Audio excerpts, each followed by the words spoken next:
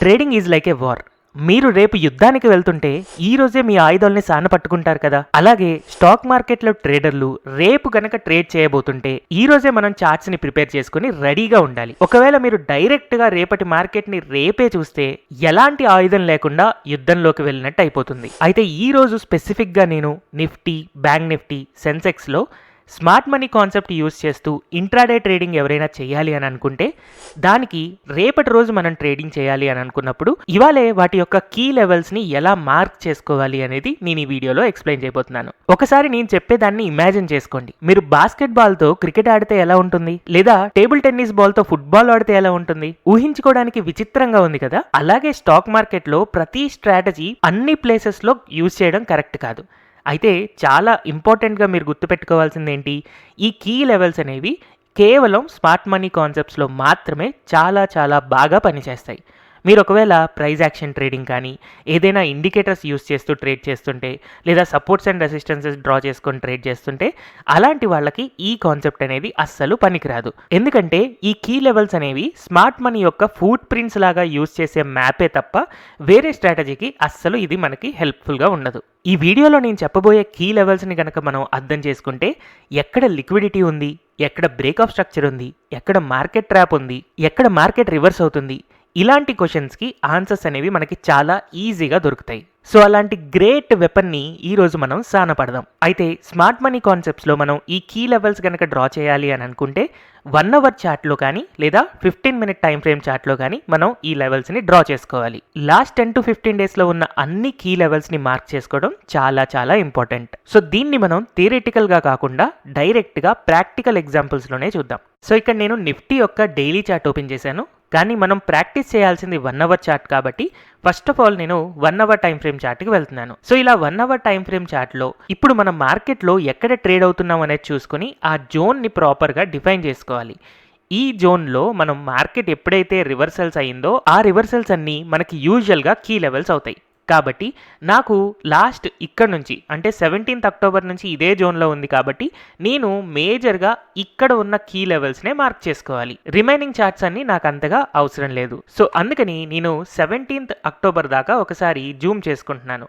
So ఇలా నేను Zoom చేసినప్పుడు ఫస్ట్ నేను దీన్ని ఒక లైన్ లాగా రిప్రజెంట్ చేయాలి అని అనుకుంటున్నాను. ఈ లైన్ కోసం నేను ఇక్కడ పాత్ అనే టూల్ యూజ్ చేస్తున్నాను. ఈ పాత్లో ఫస్ట్ ఈ లోయెస్ట్ పాయింట్ నుంచి మార్కెట్ ఇలా షార్ప్గా పెరుగుతూ హయ్యెస్ట్ పాయింట్ ఎక్కడి దాకా వెళ్ళిందో ఆ హయ్యెస్ట్ పాయింట్ని ఇలా మార్క్ చేసుకున్నాను. తర్వాత మళ్ళీ అక్కడ నుంచి షార్ప్గా రివర్స్ అయ్యి ఇక్కడ దాకా పడింది. సో ఇదొక లెవెల్. నెక్స్ట్ ఇక్కడ నుంచి షార్ప్గా పెరిగి ఇక్కడ దాకా పెరిగింది. తర్వాత మళ్ళీ షార్ప్ డౌన్ మూవ్. సో ఎక్కడెక్కడైతే sharp up moves and sharp down moves ఉన్నాయో అక్కడ హయ్యెస్ట్ అండ్ లోయెస్ట్ పాయింట్స్ నేను మార్క్ చేసుకుంటూ ఇలా లైన్స్ డ్రా చేస్తూ ఉన్నాను. సో ఇలాగా షార్ప్ అప్ మూవ్స్ దగ్గర పెద్ద మనీ ఎంటర్ అయింది. ఆ బిగ్ మనీ ఎంటర్ అయిన కీ లెవెల్స్నే మనం ఇప్పుడు మార్క్ చేసుకుంటూ ఉన్నాం. సో ఇలాగా నేను మార్క్ చేసుకుంటూ స్లోగా పైకి కిందకి షిఫ్ట్ చేసుకుంటూ ఉన్నాను. సో ఇలా యాజ్ ఆఫ్ నౌ నేను షార్ప్ మూవ్స్ అన్ని మార్క్ చేసుకున్నాను. సో ఇక్కడతో నాకు ఈ క్యాండీ స్టిక్ చార్ట్ని ఒక లైన్ చార్ట్ లాగా రిప్రజెంట్ చేయడం అనేది జరిగింది కదా. ఇప్పుడు సింపుల్గా హారిజాంటల్ లెవెల్స్ తీసుకోవాలి. సో దీనికోసం మనం హారిజాంటల్ లైన్ అనే టూల్ని తీసుకొని ఎక్కడెక్కడైతే మనకి మార్కెట్ రివర్సల్స్ అయిందో ఎగ్జాక్ట్గా ఆ రివర్సల్ అయిన ప్లేస్లో మనం ఇలాగా ఒక లైన్ని మార్క్ చేసుకుంటాం. ఆ లైన్ అనేది మనకి కీ లెవెల్ అవుతుంది. సో ఇక్కడ టాప్లో ఒక కీ లెవెల్ ఉంది కాబట్టి నెక్స్ట్ ఫామ్ అయిన కీ లెవెల్ ఇక్కడ ఉంది. దాని తర్వాత కొంచెం కింద ఇక్కడ ఒక కీ లెవెల్ కనపడుతుంది. సో ఇలాగా నేను కీ లెవెల్స్ అనేది మార్క్ చేసుకోవాలి. నాకు కనిపించిన ఆల్మోస్ట్ ఆల్ అన్ని కీ లెవెల్స్ని మార్క్ చేసుకోవాలి. సో ఇలా హయ్యర్ లెవెల్స్లో అండ్ లోవర్ లెవెల్స్లో ఉన్న కీ లెవెల్స్ అన్నీ మనం మార్క్ చేసుకొని రేపటి రోజున ట్రేడ్ చేయడానికి ఈ లెవెల్స్ దగ్గరకు వచ్చిన తర్వాత ఎలా ట్రేడ్ చేయాలి అనేది ప్లాన్ చేసుకోవాలి. అయితే ఇక్కడ ఈ కాన్సెప్ట్ చాలా సింపుల్గా అనిపిస్తుంది కదా, కానీ అంత సింపుల్ కాదు. ఇది యాక్చువల్గా కాంప్లికేటెడ్ కాన్సెప్టే. ఎలా అంటే దీన్ని ఇప్పుడు మనం హవర్లీ టైం ఫ్రేమ్లో చూస్తున్నాం కదా. రేపటి రోజున మనం ట్రేడింగ్ చేయాలి అని అనుకున్నప్పుడు 5 మినిట్ టైం ఫ్రేమ్లో కానీ 15 మినిట్ టైం ఫ్రేమ్లో కానీ చేస్తాం. ఫర్ ఎగ్జాంపుల్ నేను ఇప్పుడు 5 మినిట్ టైం ఫ్రేమ్కి వెళ్ళాను అనుకుందాం. కాబట్టి నాకు మార్కెట్ ఇక్కడ ఉంది. సో ఇలా నేను మార్కెట్ని నేను అబ్జర్వ్ చేస్తున్నప్పుడు కీ లెవెల్స్ దగ్గరికి వెళ్ళిన తర్వాత మనం స్టాప్ లాస్ హంటింగ్ జోన్స్ని ఐడెంటిఫై చేయాలి. So first of all stop loss hunting అంటే ఏంటి? యాజ్ ఆఫ్ నో మన మార్కెట్ అనేది ఇక్కడ ఉంది కదా, ఇలా ట్రేడ్ అవుతూ ఒకవేళ పెరుగుతూ ఈ పైన లైన్ ఏదైతే కనబడుతుందో ఇది కీ లెవెల్ కాబట్టి క్యాండిల్ స్టిక్ చార్ట్ ఈ కీ లెవెల్ పైకి గనక వెళ్తే చాలా మంది రిటైల్ ట్రేడర్స్ ఈ లెవెల్లో బై చేయాలి అని అనుకుంటారు. మోస్ట్లీ అలాంటి వాళ్ళందరూ కాల్ ఆప్షన్స్ కొంటారు. కానీ మార్కెట్లో ఏం జరుగుతుందంటే ఈ కీ లెవెల్ పైకి వెళ్ళి ఇక్కడ కాల్ ఆప్షన్ బయర్స్ ని ట్రాప్ చేసి మళ్ళీ రివర్స్ అయి కిందకు వస్తుంది. అందుకనే ఈ జోన్ ని యూజువల్ గా లిక్విడిటీ జోన్ అంటారనమాట. అంటే పెద్ద పెద్ద ఇన్వెస్టర్స్ యాక్చువల్గా మార్కెట్ని రివర్స్ చేయడం కోసం వాళ్ళు పెద్ద ఆర్డర్స్ పెడతారు. ఆ పెద్ద ఆర్డర్స్ ఎగ్జిక్యూట్ అవ్వాలి అని అంటే ఈ కీ లెవెల్ దాటి పైకి వెళ్తేనే రిటైల్ పార్టిసిపేషన్ చాలా ఎక్కువ ఉంటుంది. వాళ్ళకి ఇక్కడికి వెళ్తేనే లిక్విడిటీ చాలా బాగా దొరుకుతుంది. అందుకని ఈ లిక్విడిటీ జోన్స్ని ఫైండ్ అవుట్ చేయడం కోసమే మనం ఇలాంటి కీ లెవెల్స్ని డ్రా చేస్తాం. అయితే ఇక్కడ ఒక సర్ప్రైజింగ్ థింగ్ ఏంటో తెలుసా? ఇప్పుడు మార్కెట్ ఇక్కడ నుంచి ఇలా పెరిగితే నాకు లిక్విడిటీ జోన్ అనేది ఇలా పైకి ఉంది కదా, బట్ అదే ఒకవేళ రేపటి రోజున మార్కెట్ ఇలా పైకి పెరిగి ఇక్కడ నుంచి రివర్స్ అయ్యి ఇలా కిందకు వస్తుంటే అలాంటప్పుడు ఈ లిక్విడిటీ జోన్ అనేది ఈ కీ లెవెల్ కి కింద ఉంటుంది. సో మనం కరెక్ట్ గా అర్థం చేసుకోవాలంటే మార్కెట్ ఎప్పుడైతే కీ లెవెల్ కింద నుంచి పైకి వస్తుందో అలాంటప్పుడు లిక్విడిటీ జోన్ అనేది పైన ఉంటుంది. వేరాజ్ ఒకవేళ మార్కెట్ గనక పైనుంచి కిందకు వస్తుంటే అలాంటప్పుడు లిక్విడిటీ జోన్ అనేది కింద ఉంటుంది. కానీ చాలా మంది చేసే మిస్టేక్ ఏంటి అంటే జస్ట్ ఇప్పుడు కీ లెవెల్ ఉంటుంది కదా, కీ లెవెల్కి కొంచెం పైన కింద ఇలాగా మొత్తం దీన్ని ఇంపార్టెంట్ జోన్ అని అనుకుంటారు. అలా అస్సలు అనుకోవద్దు. ఎందుకంటే రిటైలర్స్ ట్రాప్ అవ్వాలి అని అంటే కీ లెవెల్ దాటి పైకి వెళ్తేనో లేకపోతే కీ లెవెల్ దాటి కిందకు వస్తేనో అలాంటప్పుడు మాత్రమే రిటైల్ పార్టిసిపేషన్ అనేది ఎక్కువ ఉంటుంది. అక్కడ మాత్రమే మనకి లిక్విడిటీ అనేది ఈజీగా దొరుకుతుంది. కాబట్టి లిక్విడిటీ జోన్స్ అనేవి మార్కెట్ కింద నుంచి వస్తుంటే పైకి, పైనుంచి వస్తుంటే కిందకు ఉంటుంది. ఈ డిఫరెన్సెస్ని అర్థం చేసుకున్న వాళ్ళే ట్రేడింగ్ అనే వార్లో చాలా ఈజీగా గెలవగలుగుతారు. ఫర్ ఎగ్జాంపుల్ ఇక్కడ చూడండి, ఇక్కడ నాకు ఒక కీ లెవెల్ ఉంది కదా, ఈ కీ లెవెల్ దాటి ఎప్పుడైతే ఈ లెవెల్స్లో పైకి వెళ్ళిందో ఇక్కడే లిక్విడిటీ దొరికింది. అందుకనే మార్కెట్ని ఇక్కడ రివర్స్ చేయడానికి కుదిరింది. తర్వాత ఈ కీ లెవెల్స్ దగ్గర మార్కెట్ చూడండి ప్రతిసారి ట్రాప్ చేస్తూ ఉంటుంది. ఇలా కింద నుంచి పైకి వచ్చినప్పుడు ఇక్కడ ట్రాప్ చేసింది, తర్వాత ఇక్కడ నుంచి కింద నుంచి పైకి వచ్చినప్పుడు ఇక్కడ ట్రాప్ చేసింది, తర్వాత కింద నుంచి పైకి వచ్చినప్పుడు ఇలా ట్రాప్ చేసింది. సో ఇలాగా ఈ కీ లెవెల్స్ కింద నుంచి పైకి వస్తున్నప్పుడు హయ్యర్ లెవెల్స్లో మనల్ని ట్రాప్ చేసి రివర్స్ అయ్యి వెళ్తూ ఉంటాయి అన్నమాట. సో ఇప్పుడు మీకు అర్థమైంది కదా, కీ లెవెల్ డ్రా చేయడం అనేది చాలా చాలా సింపుల్. కాకపోతే ఫర్ ఎగ్జాంపుల్ మనం ఒక హారిజాంటల్ లైన్ ఇలా కీ లెవెల్ మార్క్ చేసుకున్నాము అని అనుకుందాం. సో మార్కెట్ గనక ఇలా మనకి అప్ అండ్ డౌన్ మూవ్ అవుతూ ఉంటే అలాంటప్పుడు మనం ఒక ట్రేడ్ని ఎలా ప్లాన్ చేసుకోవాలి?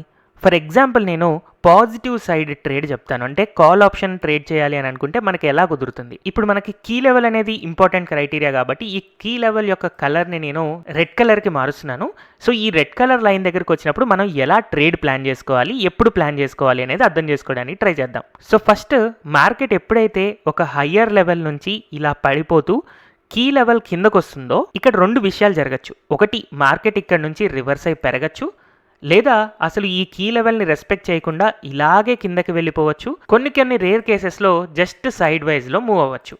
అయితే ఒకవేళ ఈ కీ లెవెల్ని కనుక బ్రేక్ అయ్యి ఇలా కిందకి వెళ్ళిపోయినా లేకపోతే ఇలా సైడ్ వైజ్లో ఉన్నా అలాంటప్పుడు ఈ కీ లెవెల్కి ఎలాంటి ఇంపార్టెన్స్ లేదు, దీని నుంచి మనం ఎలాంటి ట్రేడ్ని జనరేట్ చేసుకోలేము.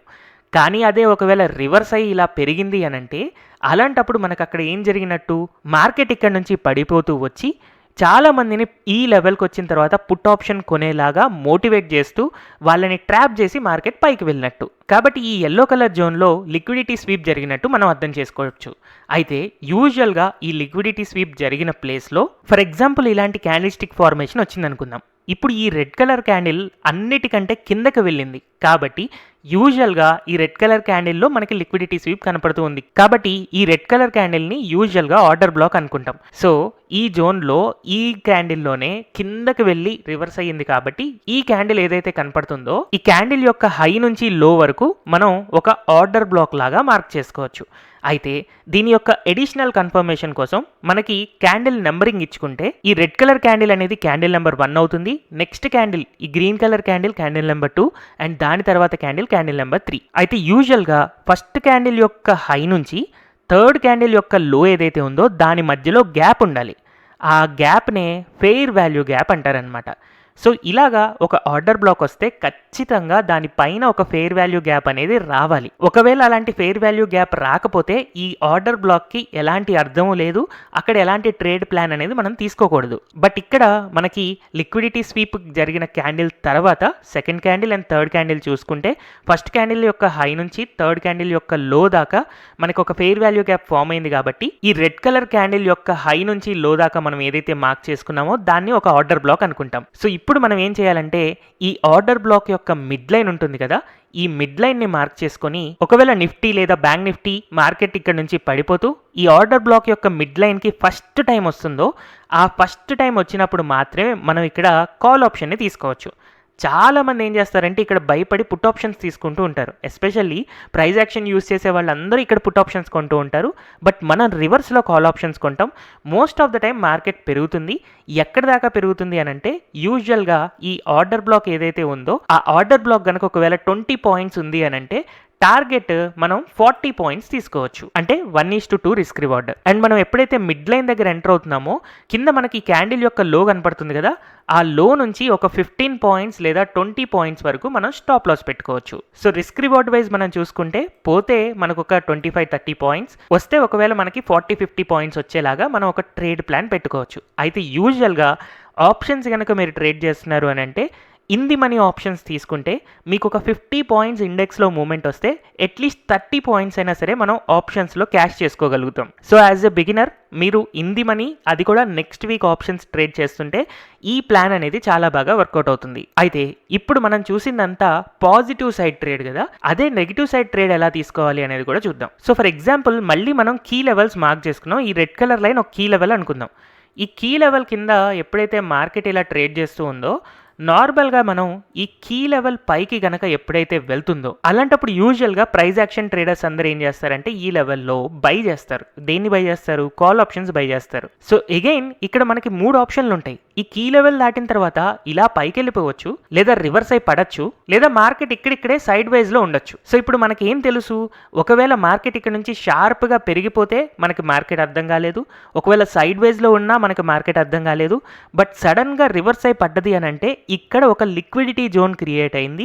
ఈ ప్లేస్లో చాలామంది ట్రేడర్స్ మనకి పుట్ ఆప్షన్స్ తీసుకుంటూ ఎంటర్ అయ్యారు. అది కూడా స్మార్ట్ మనీ ట్రేడర్స్ ఎంటర్ అయ్యారు. కాబట్టి సేమ్ డే మార్కెట్ కనుక రివర్స్ అయ్యి ఈ జోన్కి వెళ్తే మళ్ళీ అక్కడి నుంచి రివర్స్ అయ్యి కింద పడుతుంది అనమాట. అందుకని ఇక్కడ మనం ట్రేడ్ ప్లాన్ చేయొచ్చు, కానీ బ్లైండ్గా ఫాలో చేస్తామా? చెయ్యం. సో ఇక్కడ మనం యాక్చువల్గా ట్రేడ్ చేయాలి అని అంటే ఆల్రెడీ మనకి ఇక్కడ ఎప్పుడైతే రివర్స్ అయిందో ఫస్ట్ టైం అక్కడ ఆర్డర్ బ్లాక్ ఫామ్ అవ్వాలి. సో ఒకవేళ ప్రాక్టికల్గా మనకి ఇలాంటి క్యాండిల్స్టిక్ చార్ట్స్ కనుక కనపడితే మనకి ఈ గ్రీన్ కలర్ క్యాండిల్లో హయ్యెస్ట్ లెవెల్కి వెళ్ళి రివర్స్ అయింది కదా, కాబట్టి యూజువల్గా ఈ గ్రీన్ కలర్ క్యాండిల్ అనేది హైయెస్ట్ లిక్విడిటీ స్వీప్ ఉంది కాబట్టి ఆర్డర్ బ్లాక్ అవుతుంది. అండ్ అసలు ఇది కరెక్ట్ ఆర్డర్ బ్లాక్ అయినా కాదా తెలుసుకోవడానికి ఇక్కడ గ్రీన్ కలర్ క్యాండిల్ని క్యాండిల్ నెంబర్ 1 అనుకుంటే నెక్స్ట్ క్యాండిల్ క్యాండిల్ నెంబర్ 2, దాని తర్వాత candle number 3. So candle number 1 యొక్క లో నుంచి క్యాండిల్ నెంబర్ 3 యొక్క హై దాకా మనం అబ్జర్వ్ చేస్తే ఈ లెవెల్లో క్లియర్గా ఒక గ్యాప్ కనపడుతుంది. ఇది మనకి ఫెయిర్ వాల్యూ గ్యాప్ అవుతుంది. సో ఆర్డర్ బ్లాక్ తర్వాత ఇమీడియట్గా ఫెయిర్ వాల్యూ గ్యాప్ ఉంది కాబట్టి ఇది కరెక్ట్ ఆర్డర్ బ్లాకే, లేకపోతే ఇది కరెక్ట్ ఆర్డర్ బ్లాక్ కాదు, అక్కడ మనం ట్రేడ్ చేయకూడదు. అయితే ఇప్పుడు మార్కెట్ ఇక్కడ నుంచి గనక రివర్స్ అయ్యి ఈ ఆర్డర్ బ్లాక్ దాకా పెరిగితే అలాంటప్పుడు మనం ఈ ఆర్డర్ బ్లాక్ యొక్క మిడ్ లైన్ని డ్రా చేసుకొని ఈ మిడ్ లైన్ దగ్గర పుట్ ఆప్షన్స్ కొనొచ్చు. యాక్చువల్గా మార్కెట్ పెరుగుతుంది కానీ మనం పుట్ ఆప్షన్స్ కొంటాం. చాలా మంది రిటైల్ ట్రేడర్స్ ఇక్కడ కాల్ ఆప్షన్స్ కొంటూ ఉంటారు.